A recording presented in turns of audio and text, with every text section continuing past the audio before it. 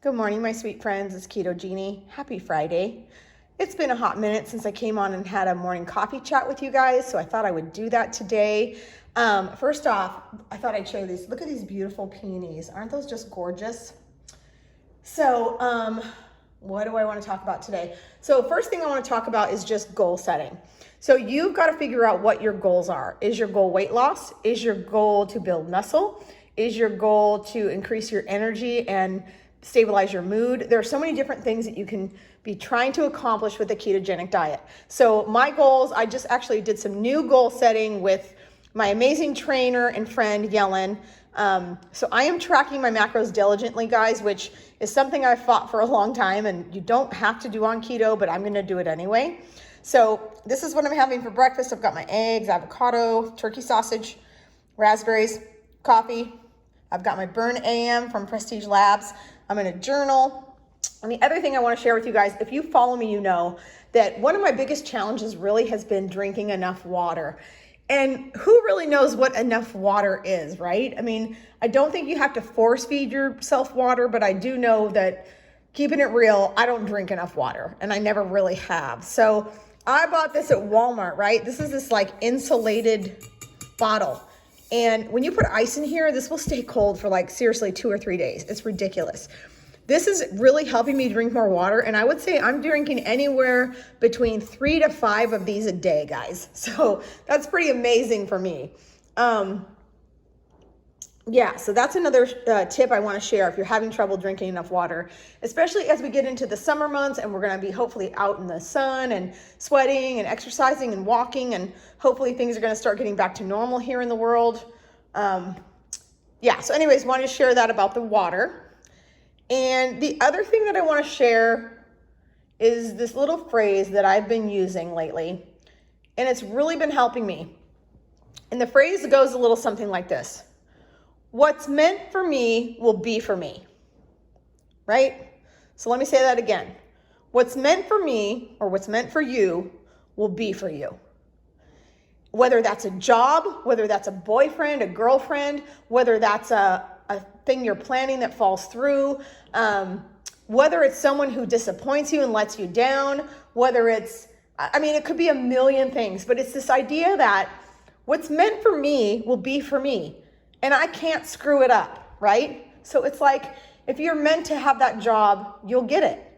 If you're meant to be with that person, you will. It's like, you can have all these flaws and you can have all these imperfections and you can worry and you can focus on, oh, I said that, and, is this person not going to like me? Or, oh, now he knows that I do this or that I have a temper or whatever it is. It's like we all have our flaws and imperfections. We all have our quirks and things that make us unique. And I think we're very hard on ourselves where we always want to say that those are negative things, right? We always want to say that those are things that are unattractive or things that will scare someone away or someone that, can't handle us because we're too much.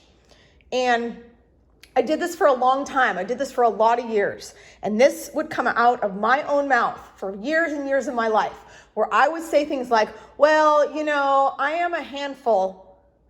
Well, I'm a lot to deal with. Or, well, I'm Irish and, I kind of have a temper and, I'm sassy. Like, I would give myself all these labels, and they were definitely negative. They definitely had this negative connotation, right?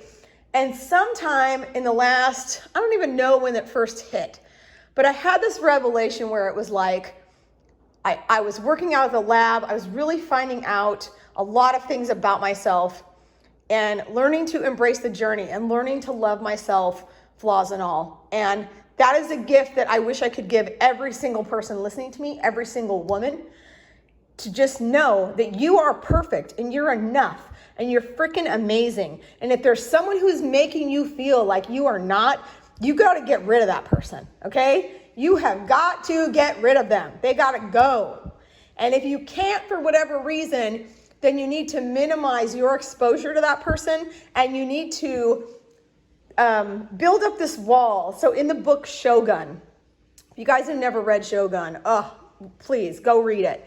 So in the book Shogun, they talk about perfecting your eightfold fence, okay? Wow, this This coffee chat's just wildin' today, y'all. Okay, so in Shogun, they talk about perfecting your eightfold fence, okay? So the eightfold fence in the Japanese culture, in Shogun, they're talking about how your eightfold fence is this imaginary fence that you have around yourself, right? And it's this protective fence that kind of keeps all of your zen and all of your peace and all of your harmony kind of intact inside this fence, right? And so in the book, I'll never forget this. I was actually on a plane flying to, I think it was Puerto Vallarta. I was flying to Mexico reading Shogun. And guys, I literally started laughing out loud on the plane. So in Shogun, they talk about when your eightfold fence is perfected, they say in the book, literally someone could squat next to you and like poop, and you wouldn't even notice it. It's like it wouldn't even bother you. You wouldn't even notice it because your eightfold fence is so strong that anything anybody does externally around you, it can't permeate it, right? It cannot disturb your eightfold fence. So I don't know who needs to hear this today, y'all. I don't know who's having a time, who's having a struggle, but it's like sometimes you can just say, oh, I was having a good day until this happened. Or I was in a good mood until this person was being a freaking asshat or whatever, And I'm totally guilty of this, guys. I'm calling myself out.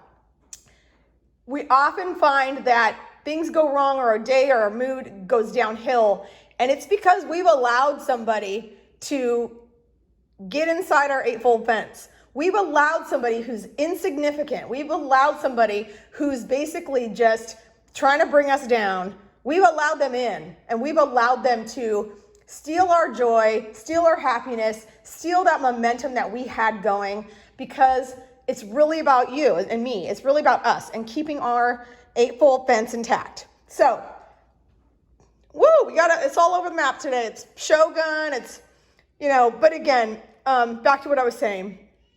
That saying of what's for me will be for me. It's really powerful. It's really helping me lately. And I hope it helps somebody today. I hope you need to hear this. And everybody who is having a hard time, just know that you're going to get through this. We got this. You're stronger than you know. You really are. And, we're going into the weekend. Try to think of something that you can do this weekend that is just for you, that is just for part of your self-care, your self-love, your mental health, whatever that is. If that's picking some beautiful flowers for yourself, or that's going for a walk in the woods, or that's going to put your feet in the ocean, whatever that looks like to you, make sure that you are nurturing and loving yourself as much as you are trying to care for everybody around you. And you know what? I'm going to just remind you, you're a badass. You're amazing. There's only one you, and that's your superpower. You're Superwoman. You're Wonder Woman. You're Superman. You're whatever you want to strive to be, you can be it. You can achieve it, and you absolutely can. So let's just try to set some new goals, smash through those, and really just perfect the art of letting go of things that we can't control. There's so many things we can control. There's so many things we can't control. And the number one thing for me that I know that I can control is what I put in my body, the fuel I choose to eat, whether I move, whether I exercise, whether I do yoga, whether I, drink enough water, and also the people that I surround myself with, the people that I allow outside of my eightfold fence. And there's nothing more perfect in my life when I look at certain people and certain besties that I have, where it's like, I don't have to have my eightfold fence up. I don't have to have this protective wall. I don't have to insulate myself from their bullshit. I don't have to protect my heart from their sarcasm or their put downs or their whatever. You know what I mean? It's like those people, when I'm around them, it's like they're loving my glow up and they're part of it. And I don't have to have my fence up around them, and I don't have to tag them. I don't have to say who you are, because you know what? You guys know the people in my life that are those people for me, my besties, my boos, you know who you are. And I love you more than I could ever say. And I'm grateful for you every single day of my life. So, it wouldn't be a Keto Genie coffee chat lately without me tearing up or crying, right? So, just want to stay on point, y'all. But have a great Friday. I love you guys. Thanks for being here and part of my Keto Genie tribe. Mwah.